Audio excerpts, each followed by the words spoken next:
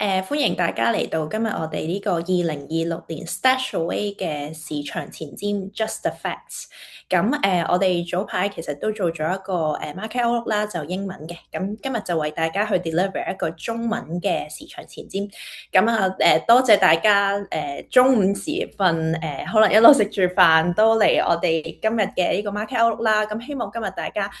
可以喺呢個 market outlook 入邊咧多啲了解 StashAway 或者同埋係了解到我哋2026年嘅一個 investment view 嘅。咁事不宜遲，咁我哋就開始呢個webinar 啦。好，咁首先我哋介紹下我哋自己先啦。咁今日我哋有兩位講者嘅，我係其中一位啦。咁我係 Angel，咁係 StashAway 嘅理財顧問嚟嘅。咁我嘅職責喺 StashAway 其實主要就為大家去了解你哋嘅財務嘅規劃啦。咁然之後咧，為你哋去選擇一啲適合你哋嘅投資。係啦。咁同時咧，我哋有另外一位講者 Pacey，咁我請 Pacey 去介紹下自己先。大家好，我係StashAway 香港嘅副總經理，我係鄧佩斯。我喺 StashAway 咧係負責我哋整體高淨值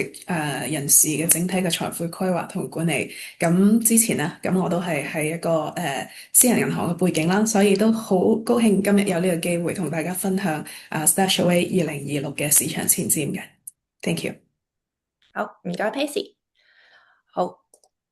咁今日我哋嘅流程咧就有以下呢三個啦。咁首先其實大家可能嚟到我哋 StashAway webinar，咁都可以了解下我哋 StashAway 係做啲咩先。咁另外咧咁中間咧我就會有我哋嘅主菜，咁就係2026年嘅市場展望。咁最後我哋會share 俾大家聽，就係如果你哋想喺 StashAway 做投資嘅話，有啲咩我哋 so far 嘅投資組合回報，同埋依家開戶嘅優惠係有啲咩嘅。好，咁事不宜遲。好，咁由我簡介下呢個 StashAway 先啦。咁其實 StashAway 咧，我哋係一個亞洲智能投資平台嚟嘅。我哋其實主要係做一啲 wealth management 啦。有別於一啲傳統嘅 wealth management，咁其實我哋用一個 hybrid 嘅方式。咁除咗喺 App 上面大家可以得到投資之外啦，咁其實我哋同時間咧都有我同 Pacey 咧呢啲咁嘅真人嘅 advisor 咧，可以為大家去俾多啲嘅投資意見你哋嘅。咁我哋透過科技啦，同埋 app 啦，咁令到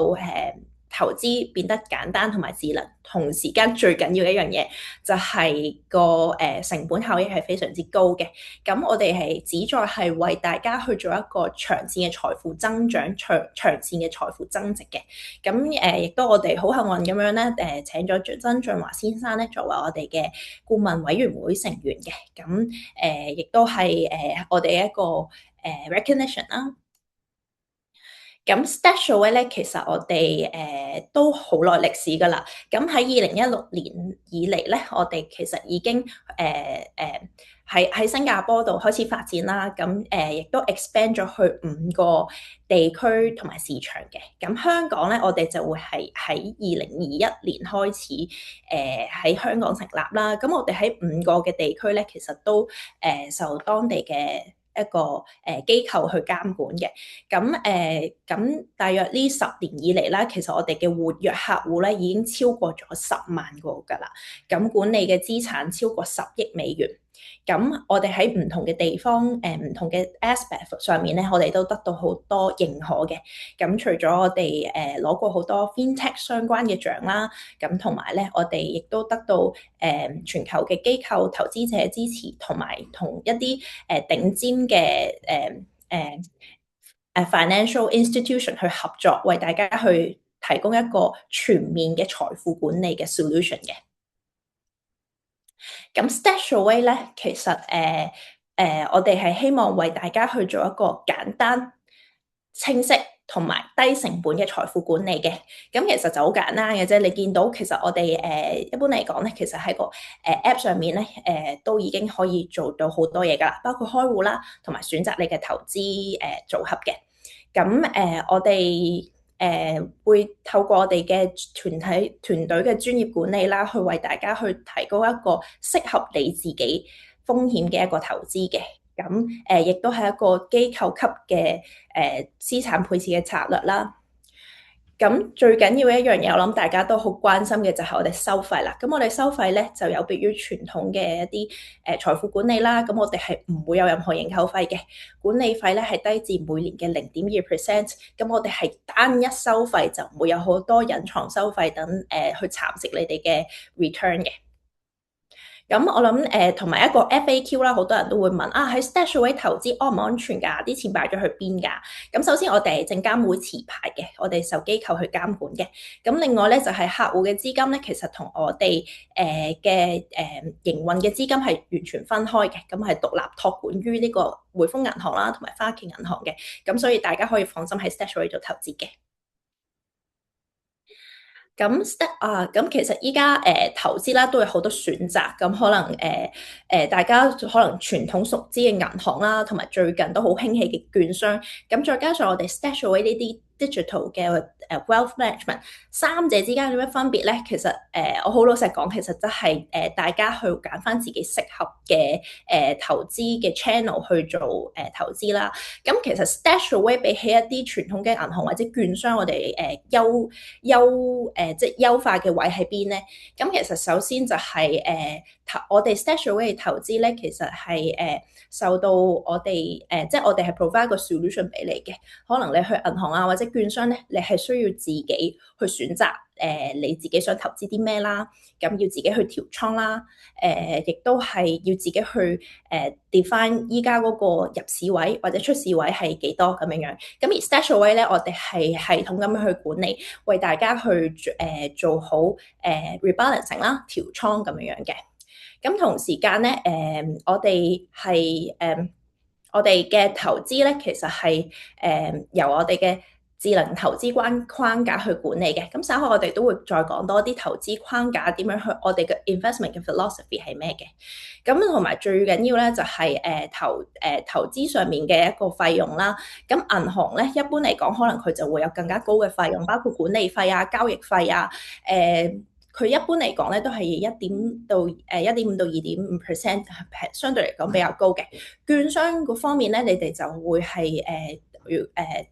每一次交易咧都會有交易費啦。咁如果交易比較頻繁嘅話咧，呢個嘅費用咧都會比較高嘅。咁而 StashAway 我哋嘅費用咧，其實只有一個管理費，咁啊低至0.2%，咁就已經可以得到我哋嘅專業嘅投資嘅建議啦，同埋專業嘅投資嘅投資組合嘅一個advice 嘅，係啦。咁以下咧就係我哋StashAway 嘅一個全面嘅投資嘅組合咁樣樣。咁你會見到其實我哋好 diverse 嘅，咁由最低風險嘅現金管理啦，再去一啲相對嚟講可能再進取少少或者再另類少少嘅投資。咁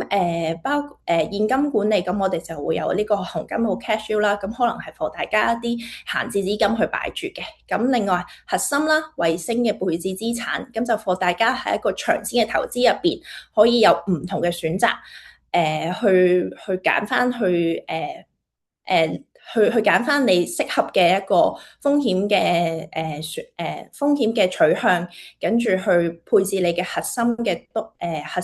資。咁呢個核心嘅投資咧，我哋會係一個多元資產嘅配置嘅，包括有股票啦、債券啦，同埋貴金屬嘅 ETF 嘅。咁呢個咧就會係屬於我哋會幫大家做一個智能調倉嘅一個投資嚟嘅。咁而衛星配置，我哋就會係投資喺一啲我哋認為未來有個爆發式增長嘅投資組合。咁有以下呢4個嘅topic 啦。咁如果大家如果想自己去砌自己嘅組合咧，我哋都有識砌自主組合 flexible portfolio 俾自己俾大家去自己 DIY 嘅。咁亦都好似頭先 Pacey 所講啦，我哋都係去 target 一啲高淨值嘅人，即係我哋都係致力去發展一啲高淨值嘅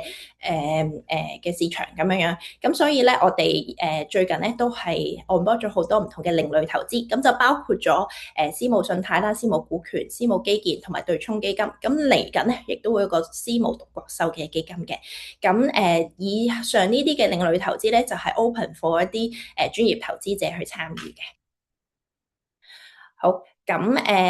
跟住我哋就嚟到2026年嘅市場展望啦。咁 before 我哋真係去2026年之前咧，我哋睇下2025年嘅 performance 係點樣啦。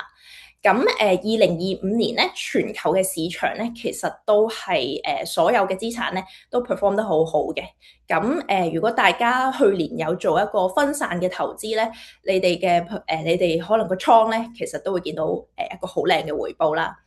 咁大家見到咧，深藍色呢條線啦，或者係呢個寶藍色呢條線啦，咁就係全球嘅股票咁樣樣。咁佢嘅 return 咧有23.2% 嘅，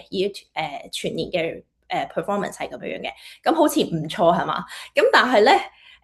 最跑出嘅另一個資產咧，就係黃金啦。咁呢個漲勢都延續到而家喎，咁樣樣。咁黃金去年嘅一個 return 咧，就係62.5% 啦。咁漲勢其實都繼續去持續到今年嘅。咁稍後我哋都可能會探討下黃金喺今年嗰個嘅風險或者機會係點嘅。咁而 StashAway 我哋由 ERA 管理嘅投資組合咧，其實喺去年嘅 performance 咧係非常之好嘅，咁係優於我哋嘅 benchmark 啦。咁大家見到右手邊呢個 full year 2025嘅 return，咁我哋 average 嚟講由最保守嘅 SRI 啦，到最進取嘅 SRI 咧，average 嚟講我哋嘅 return 咧係有17.5% 嘅。咁相對於我哋嘅同樣風險嘅大市咧，我哋係跑贏2.8% 嘅。咁尤其去睇呢個 SRI 36啦，咁相對嚟講係比較進取少少嘅一個投資組合咧。咁我哋係甚至有23.4% 嘅 return 嘅。咁如果在座各位係StashAway 嘅客戶，亦都有去投資呢個 StashAway 嘅 General Investing 風險自選投資嘅話咧，咁大家舊年就應該發啦，係啦。咁回顧完2025年咧，咁我哋就睇下2026年我哋嘅投資機遇喺邊啦。咁我就交俾 Pacey。好，多謝 Angel。如果大家咧由25年開始已經有留意到我哋 StashAway 嘅市場展望嘅話咧，咁你就會知道，我哋喺25年年頭嘅時候已經提出咗咩係之後嘅新常態。呢個新常態就係我哋叫 FAT，代表咩咧？F 就係 Fiscal Policy，即係財政政策；A 就係 AI 啦。咁 T 咧其實就係 Trump 特朗普。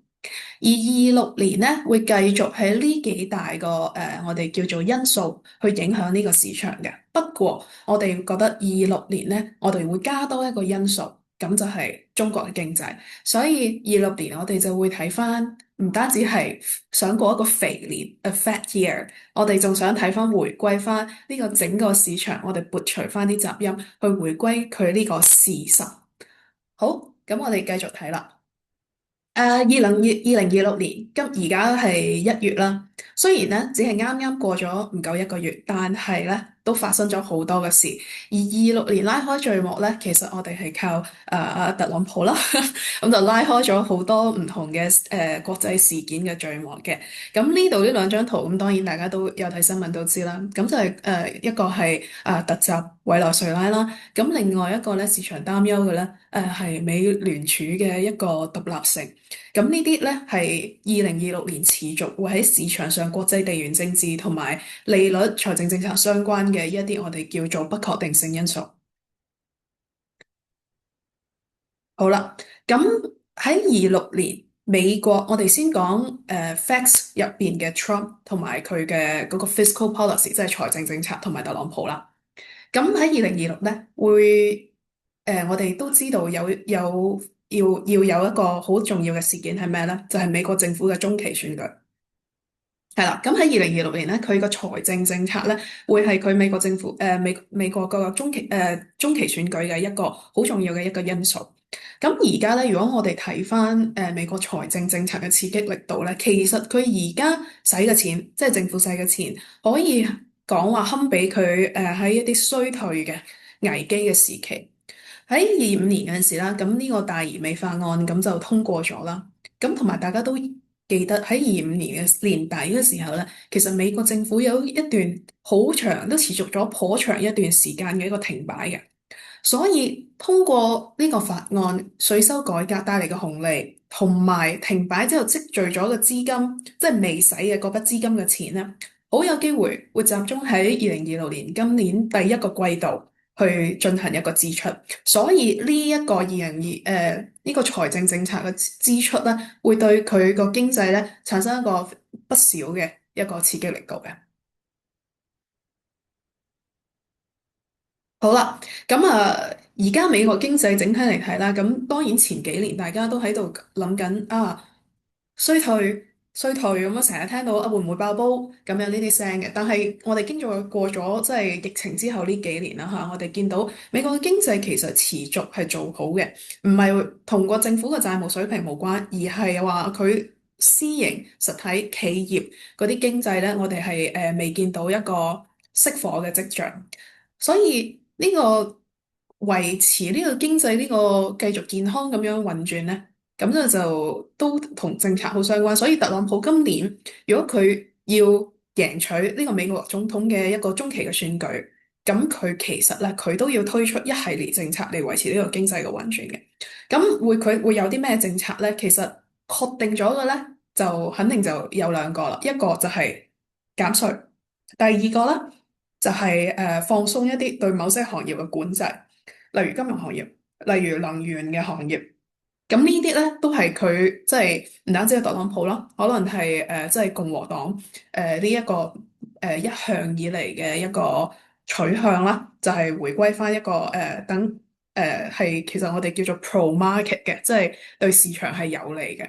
咁第三個佢可能會做嘅一樣嘢咧，就係推動一個補貼嘅進度。咁佢之前都有提出過我關稅對外嘅關稅收翻嚟嘅錢咧，我可能就直接發補貼發翻俾我哋啲民眾咁。不嗱呢個就唔係確定嘅，但係唯一確定嘅嘢就係喺26年有好多喺政策上嘅錢係會使翻出去喺個實體經濟或者係喺個股票。即係維持成個金融市場嘅一個健康運轉上面嘅，即係唔係使喺股票度，但係維持金融市場健康運轉上面。所以我哋睇到，如果而家要使咁多錢，咁會導致政府嘅財政有咩問題咧？就係嗰個赤字水平嘅高企。咁大家可能擔心就話，咦，美國而家財政赤字咁高，佢會唔會出啲咩問題咧？嗱，呢個就冇人知道，即係好長遠嘅事嚟，係 $1 trillion question，即係冇人會有一個準確嘅判斷啦。喺而家呢個時間點，但係我哋可以見到嘅咧，就係見到一啲數據。其實財政赤字咧呢樣嘢咧係非常之普遍。我哋可以見到，其實我哋呢度列出嚟嘅咧都係一啲世界主要嘅經濟體啦。咁如果我哋睇到美國佢嗰個財政赤字，其實係頗高嘅話咧，其實例如另外一個大國中國財政赤字亦都唔低嘅。我哋對比咗佢財政赤字啦，佔 GDP 嘅一個百分比。咁你點解即係呢度個數字我解釋下，即係佢係負嘅，因為佢財政赤字就係負噶嘛嚇。咁即係話佢個錢喺美國喺呢個疫情之前咧，佢就係佔佢嘅財政赤字啦，佔佢 GDP 咧就4.7咁樣。而家咧就繼續上升嘅，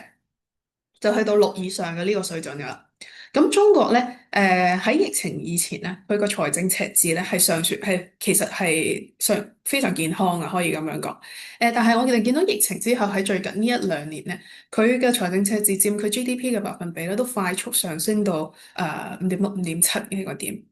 可以見到嘅就係話，我而家就舉咗兩個政府嘅例子，但係你一路睇落去咧，基本上都係咁嘅。全世界各國嘅政府都喺度不斷咁使緊越嚟越多嘅錢去支持佢嘅經濟。所以再睇下其他一啲嘅就係、例如日本啦。咁喺舊年開始啦，咁我哋就知道佢重新開始有咗經濟，又開始有通脹啦。佢以前又係通縮嘅，咁日本就繼續係會有咗通脹之後咧，高市呢個新嘅一個內閣政府嘅話咧，佢就會重現呢個安倍經濟學嘅色彩啦。咁歐洲佢嘅財政政策主要使嘅錢咧，因為地緣政治嘅因素咧，佢會係花更加多嘅資金去佢嘅國防同埋整體嘅產業轉型上面嘅。而中國頭先我都提到啦，咁就係近年來咧，即係個財政赤字都係增加咗啦。好重要嘅原因咧，就係喺整體嘅國家嘅規劃入邊咧，都係聚焦佢點樣通過帶動內需去促進一個經濟嘅增長。咁當中無可避免嘅咧，就涉及到好多嘅，例如我哋如果有網上購物嘅大家咁可能都聽到過啦，國保呢樣嘢，即係國家補貼。咁而家內地居民好多嘅消費咧，都係有一個國保咁呢樣嘢存在嘅。咁就係呢個係其中一個例子。不過咧就係話，每一個政府喺財政政策上都係會大力支出支持經濟噶啦。好啦，咁咁呢個其實呢個問題咧，主要就係美國嘅。咁我哋知道啦，例如頭先講咗美國有個比較高嘅一個財政赤字啦，咁佢相對而言，佢要花咁多嘅錢，要使咁多嘅錢，嗰啲錢邊度嚟咧？咁啊，即係其實呢個都係好正常嘅嚇，即係唔係話係一個咩問題，但係都係通過發債咁樣去融資呢個錢。但係因為即係各種地緣政治嘅因素等等咧，而家其實美國長期嗰啲債券，美國國債長期債券嗰個息率咧係不斷走高嘅嚇，意味住啲咩咧？意味住美國長期嚟講嘅話咧，佢嘅融資成本係會越嚟越高。所以就係話，喺呢一種嘅環境，即係佢融資成本高咗，對美國整體嘅經濟發展咧，我覺得就即係應該唔係一件好事啦。對於投資者嚟講咧，而家如果你進入一個長期債券嘅呢個投資嘅話咧，其實相對應嗰個即係佢可能為你提供下行保護嗰個冇咁大啊，佢提供唔到太多嘅下行保護啊，因為其實咧就係、我解釋下就係、長期債嘅收益率走高咧，代表住其實佢個價咧，嗰啲債券嘅價咧其實係跌緊，所以就係話美國而家要有咩解決佢呢個債務水平高企嘅辦法咧，佢必須要通過經濟增長去化解佢嘅債務，用經濟增長，希望呢個經濟增長嘅時間係可以持續。咁而達到一個整體嘅現金流，同埋借助 AI 生產力嘅革命，帶動一個整體即係唔會話走入呢個泡沫嘅區間。好，咁我哋睇下一頁。咁頭先我都提到啦，其實美國而家債務水平高，但係同時咧，佢經濟增長嘅速度咧，特別係喺科技方面、AI 方面咧，仍然係好快。如果我哋睇舊年美國整體嘅一個市場嘅資本支出嘅話咧，大部分啊，絕大部分，我哋睇到數據90%或以上，其實好多都係喺AI 相關嘅基礎建設上面嘅支出。除咗 AI 相關嘅嗰啲基礎建設啊，例如數據中心啊、網絡啊等等嘅呢啲支出之外咧，其實喺私人企業佢嘅資本性支出度，關於其他嘅支出咧，相對真係比較少嘅。所以 AI 係真係整體經濟帶動整體經濟增長嘅一個引擎。而目前嚟講咧，AI 概念啦嚇，即係所有拉到啲 AI 相關概念嘅一個股票咧，而家係佔 S&P 500整體市值嘅37%。咁佢為2025at least 我哋而家有2025年上半年嘅統計數據啦，佢係佔咗美國 GDP 增幅嘅實際 GDP 增幅嘅92%以上嘅。所以如果話美國而家如果冇 AI 產業喺度嘅話咧，其實整體嘅經濟咧，可能話其實個增長真係唔係好高啊，幾乎接近零增長。所以好咁而家又可能大家聽到呢度又會有一個新嘅問題啦，就係咁 AI 而家係咪一個泡沫啊？所以聽到好似好多人驚嘅喎，AI 佔咗佢整體經濟嘅咁大一個部分，咁而家佢會唔會估值過高，係個泡沫咧？我就先講一個結論啦。首先我哋認為唔單止係，我哋就認為咧 AI 就而家咧就唔係一個泡沫嚟嘅。其實呢個結論咧就唔單止係我哋咁樣認為，而係喺早幾日前我哋嘅唔同嘅合作伙伴啦，包括BlackRock，包括JP Morgan、Hamilton Lane 等等嘅，我哋嘅討論咧就係、至少喺目前而家呢個情況嚟睇嘅話，我哋大部分人都呢啲機構都唔覺得AI 而家係個泡沫。咁 AI 其實如果大家記憶猶新嘅話咧，佢唔係真係話一個即係我哋講嘅呢啲 AI，即係嗰啲叫做大語言模型啦嚇。咁就其實佢唔係即係話發展咗好耐嘅一件事。其實大概就係喺其實22年、23年嘅時候，我哋先開始即係ChatGPT 呢樣嘢先慢慢進入大家嘅視野，然之後我哋就叫做呢個階段叫做即係我哋叫 perception AI，即係大家慢慢開始聽到佢增長呢個階段。咁佢但係佢即係點講咧？不斷自我優化，規模化得好快。咁我而家就 generative AI 啦。咁即係大家通過大家不斷越嚟越多人去使用，咁個模型就不斷優化。再到我哋2016年之後，我哋要講嘅咧就係 agentic AI。即係咩意思咧？就係 AI 其實已經可以成為我哋日常生活同埋工作上面嘅助手，已經係可以實際上處理好多嘢。所以呢個擴展定律咧，我哋想證明咩咧？即係事物嘅發展咧，佢永遠係以一個加速度去進行嘅。好多時候佢嘅發展咧係快過超過大家嘅想象。咁喺下頁。係啦，咁佢模型咧，咁我想講咧，其實咧佢個模型咧，可能都唔係以一個年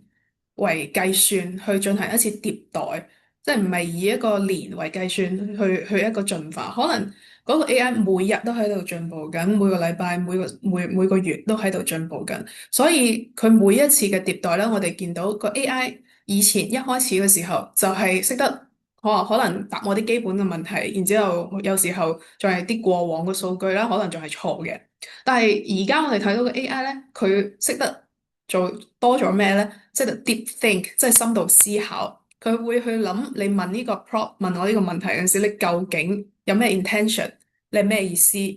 然之後你仲可以即係佢而家係好多係有個 search function，即係搜索嘅 function，你係可以實時喺網絡度揾相關嘅資訊去進個 AI 進行呢個回答嘅。所以佢每一次迭代咧，我哋都見到佢嘅智慧水平咧，真係邁向一個新高度。好啦，咁點解我哋話呢個唔係泡沫咧？其實你睇一樣嘢係唔係泡沫咧，好重要嘅咧，其實都係睇翻佢嘅 ROI。AI 的而且確佢係需要好多好多嘅投資落去嘅，但係我有投資唔代表就係壞事，最緊要就係我嘅投資係咪有回報咧？好多人將 AI 呢一次嘅發展咧，好多人如果佢覺得有一個泡沫嘅時候咧，佢都會話啊咁同嗰時嗰個 dotcom bubble 好似喎，咁會唔會發生當年嗰個情況嘅咧？因為 dotcom bubble 嗰時就係我哋啱啱有互聯網啊，互聯網發展咁樣啦。咁但係咧，其實相似嘅點咧，其實我覺得係當時的而且確都大家都好多投資，當時就投資落去初期嘅互聯網，今日咧就投資去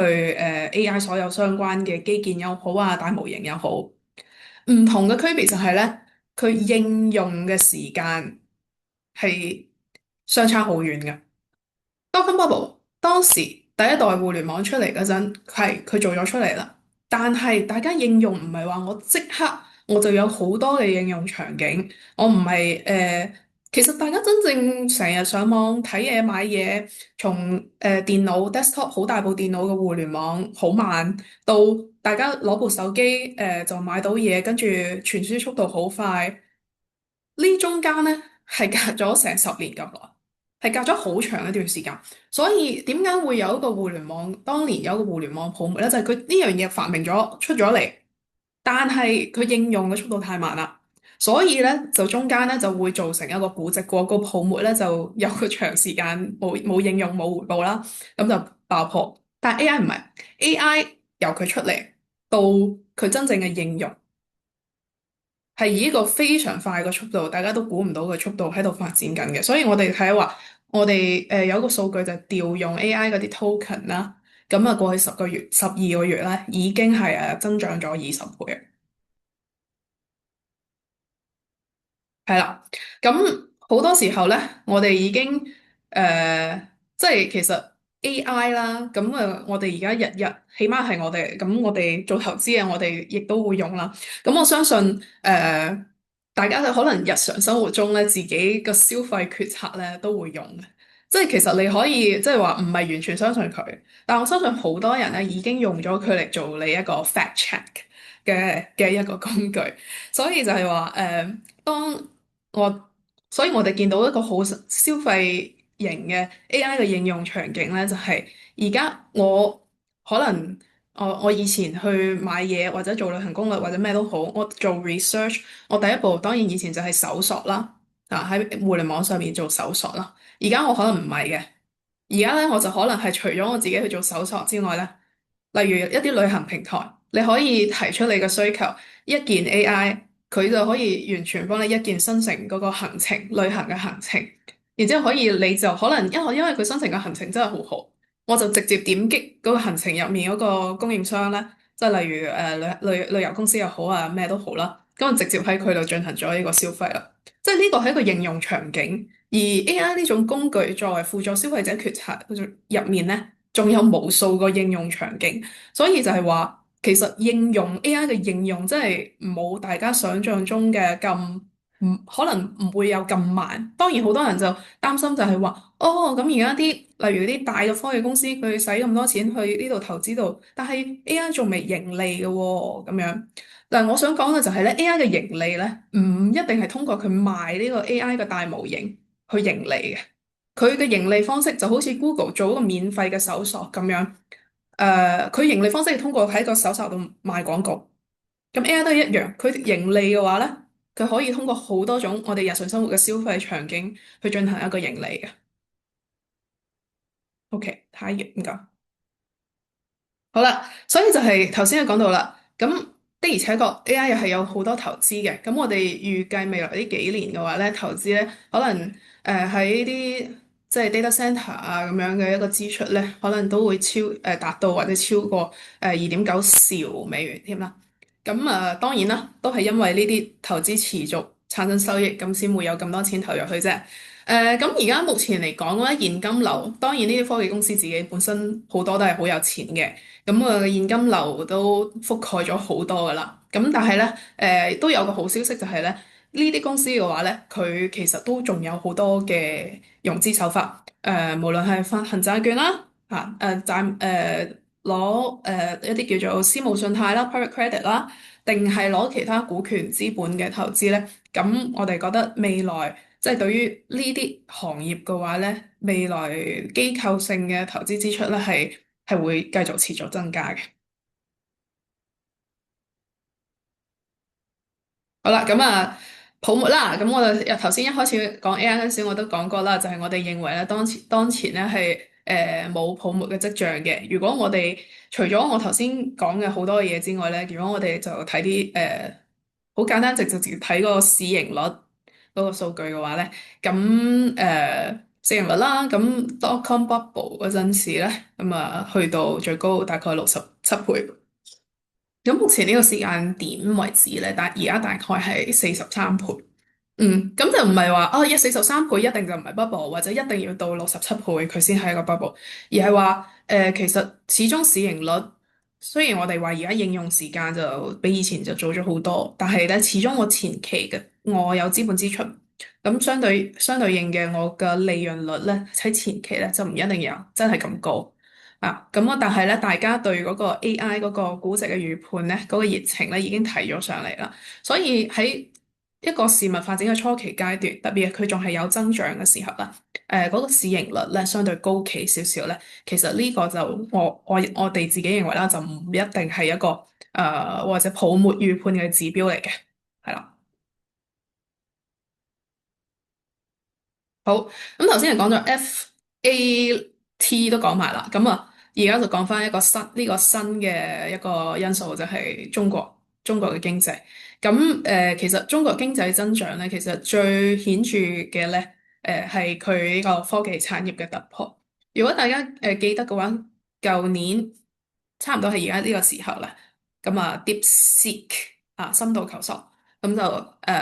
出咗嚟啦。咁就大家就重新淨係從關注美國嘅 AI 咧，就重新將個目光咧就放翻喺都發現中國啊都有呢個咁嘅能力去發展呢個人工智能。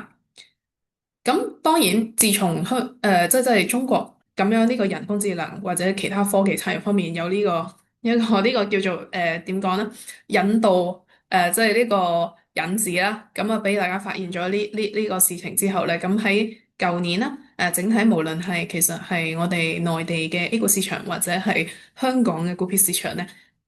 其實咧都已經有一個好大嘅升幅噶啦。咁呢個其實中國整體嘅經濟嚟講咧。佢係科技，其實係佢突破嘅一個催化劑嚟嘅。而拖累佢整體經濟嘅咧，當然首先一個仲未收復嘅房地產市場啦，同埋一個比較緩慢嘅一個消費信心，即係內需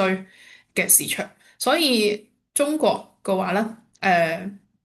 喺21年嘅時候咧，咁的而且確係有一個整體嘅一個大跌嘅。但係經過呢幾年，當外資都即係都撤走咗好多啦，而家好多外資喺中國嘅倉位都好少。咁而家目前嚟講咧，係趨於穩定噶啦。咁好多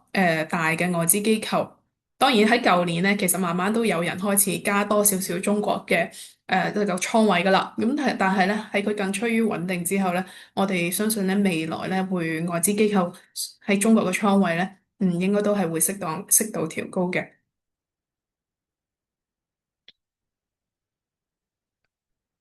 係啦，咁中國其實中美好多人睇而家即係我哋喺香港啦，咁我哋可能日常接觸到最多嗰啲股票市場，咁一係大家都講美股啦，一係就會大家都比較熟悉嘅就係一個中國嘅市場啦。中國嘅經濟同美國嘅經濟咧，其實係有好強嘅一個相關性嘅。嚇。咁舊年就好多人就講一樣嘢，就係話會唔會出現東升西降等等嘅呢啲現象咧？其實短期我哋可以分幾個情景嚟講嘅。咁我哋覺得呢個叫做基準情況啦，即係我哋嘅 base case 啦。咁中國嘅經濟咧係會穩定持續咁增長，不過咧個增長速度咧就未必就好似以前咁快但係緩慢持續增長咁樣啦。咁會出現咧就係話美國。喺咁嘅情況咧，佢就會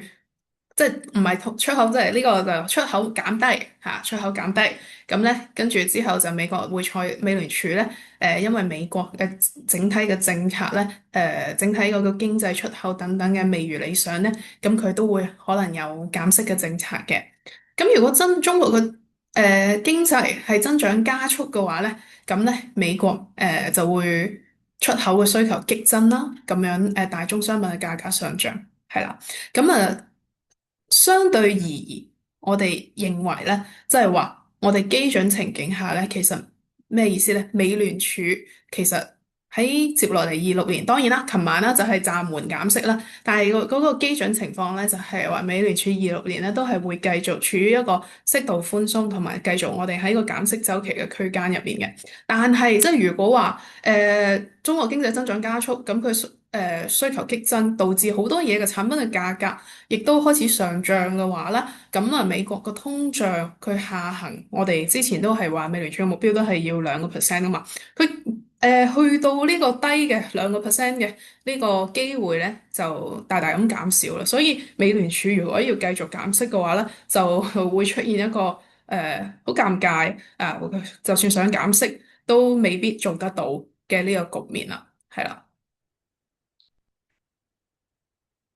好啦，咁講咗全部嘅呢啲數據驅動嘅一個事實之後，咁作為一個投資者，我可以做啲咩呢？咁其實喺我哋整體嘅一個投資框架嘅判斷入面呢，總結而言嚟講啦，整體嘅經濟依然係處於一個，當然係講緊全球嘅經濟啦，處於一個通脹性增長嘅階段，即係話全球。除咗即係可能除咗中國內地地區，咁佢嗰個通脹依然係一個高於即係佢哋嘅目標嘅一個存在啦。咁處於通脹嘅，但係依然咧有一個比較起碼啦，至少例如你喺美國有 AI 啦，喺中國你都有好多科技相關嘅，例如機器人啦等等嘅一個增長。咁喺呢個全球嘅通脹性增長嘅環境入面咧，我哋認為咧其實係會繼續利好個股市嘅。不過同時咧，因為佢相對應嘅風險啦，例如政府嘅債務風險，例如中國就可能就係繼續係個內需消費低迷嘅一個風險啦，所以咧呢個風險咧有上升緊嘅。咁所以因為市場有利好股市，但係另一方面咧，大家亦都擔心嗰個風險上升咧，解釋咗點解黃金喺呢幾年真係升咗，即係升得好誇張。所以咧，我哋呢個 fact 嘅四大因素啦，喺上半年咧會應該我哋嘅判斷咧係會為個市場創造好多機遇嘅。咁上半年咧，我哋嘅觀點係個市場會繼續增長。咁啊波動性咧，主要係來源於選舉啦，同埋地緣政治係一啲政策性嘅因素嘅。咁我哋認為咧，喺呢一個時間段入面咧，我哋可以去下一頁啦。係啦，所以喺2026年整體，其實咧大家要做嘅嘢咧都好簡單，其實就係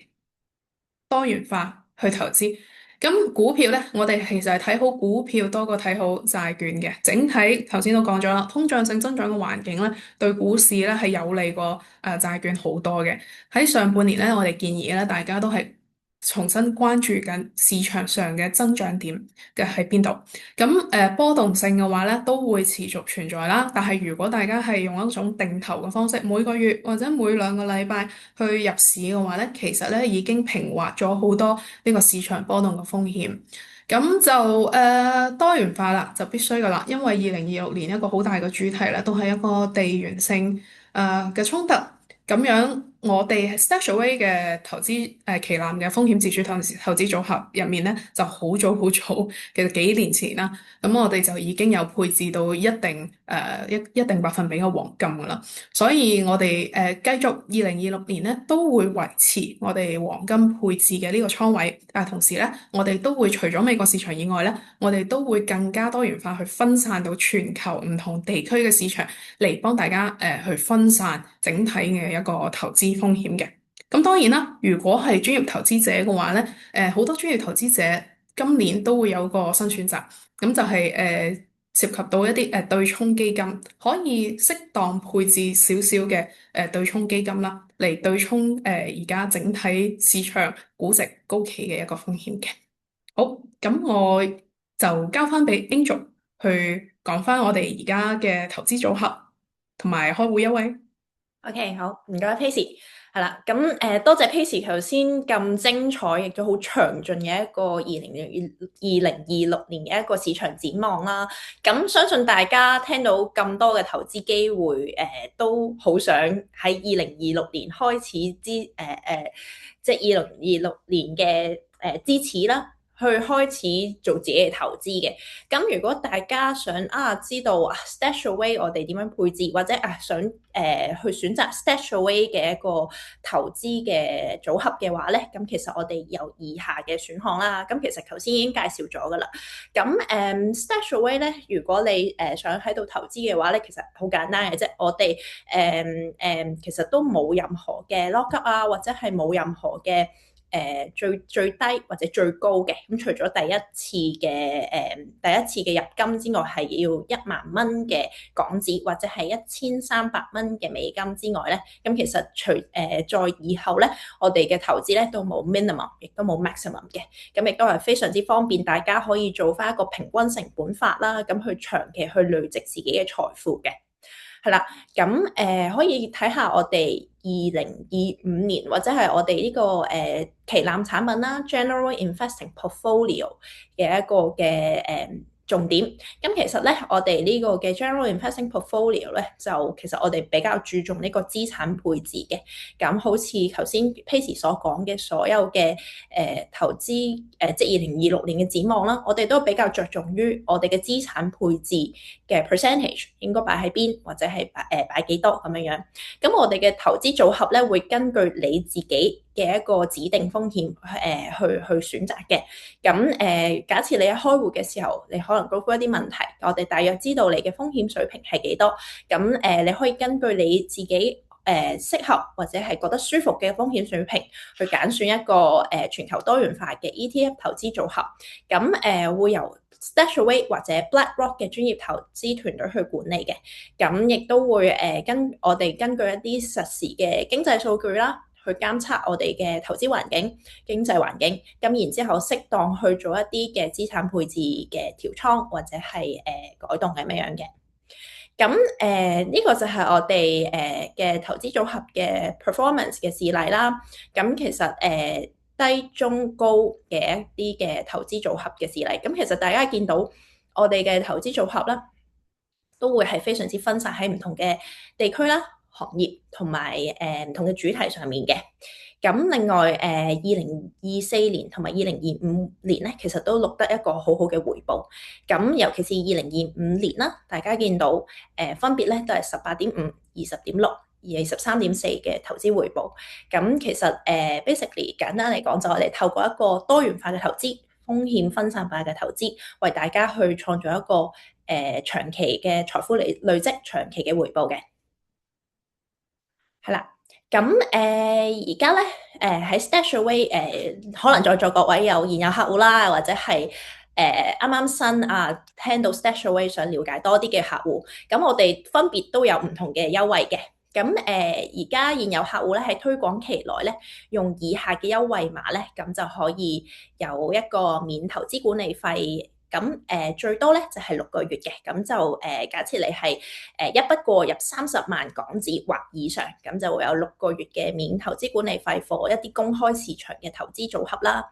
咁而私募市場嘅投資組合，即係for 一啲專業投資者嘅一啲嘅投資嘅選擇咧，咁我哋亦都會係有3個月嘅免管理費嘅投資期嘅3個月嘅免管理費嘅。咁就適用於private credit、private infrastructure、private equity 上面嘅，係啦。咁新客戶嚟講咧，咁就今日都嚟到啦，咁就快啲 scan 呢個 QR code 去 download 我哋 StashAway 嘅 app，咁其實好簡單就可以睇到好多嘅資訊嘅。咁新客戶咧就可以有3個月嘅免管理費 for 你投100萬嘅投資嘅，咁就係累積上去嘅。咁你就用呢個 code FATS2026咁樣樣。咁同埋就係如果大家對於今日嘅內容有興趣，或者想再了解多啲，或者對於你自己個倉位或者你自己嘅投資，想再有更加深入嘅討論嘅話，咁可以 scan 右上角嘅呢個 QR code，同我哋嘅理財顧問去預約一個對話嘅。係啦，咁就我就留住個 slide 喺度先。咁我哋開放一個 Q&A 俾大家去問答嘅。咁大家如果想問問題嘅話咧，喺個Zoom 下面有個 Q&A 嘅一個 一個 icon，咁去打低你嘅問題，咁我哋就可以喺現場回答啦。或者如果時間唔夠嘅話，我哋稍後都會向大家去 contact 翻嘅。好，咁可能等大家打緊問題之前啦，可能要啲時間，咁可能我問一問啲大家會常問嘅問題，或者好關心嘅問題啦。咁我問一問 Pace 啦，就大家都見到，其實喺2026年打響頭一炮咧嘅資產就係黃金啦，或者係其他嘅貴金屬。咁我哋 StashAway 有啲咩睇法咧？喺2026年，我哋嘅資產配置會係點樣去選擇咧？好啊，多謝 Angel 呢個問題先。其實金價啦，真係上升咗好多。喺舊年嗰時咧，佢已經升咗超過60%噶啦。咁喺今年只不過係頭1個月啫，都繼續係形成呢個上升嘅趨勢。最高我諗琴日為止，最高曾經達到5500美元一盎司嘅。咁喺除咗金之外，咁我哋見到銀啦，佢個升價都係好瘋狂。銅都係，咁多大宗金屬，其實我哋作為普通投資者嘅話咧，我哋要去日日去研究每一個金屬。其實金屬除咗金之外其他金屬佢嘅價格係由咩決定嘅咧？佢作為一種實物資產大宗商品，佢就係supply 同 demand，即係需求同埋佢嘅供給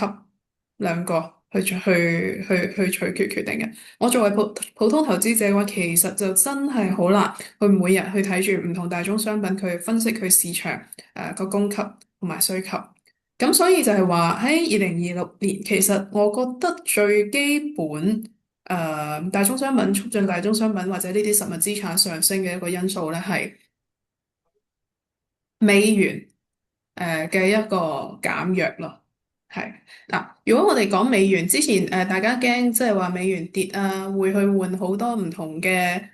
其他國家嘅貨幣啊，咁係咪就可以分散個風險啊？其實咧，我自己就認為唔係嘅，因為我哋之前咧頭先早啲之前都講過啦，其實全球國家嘅政府咧都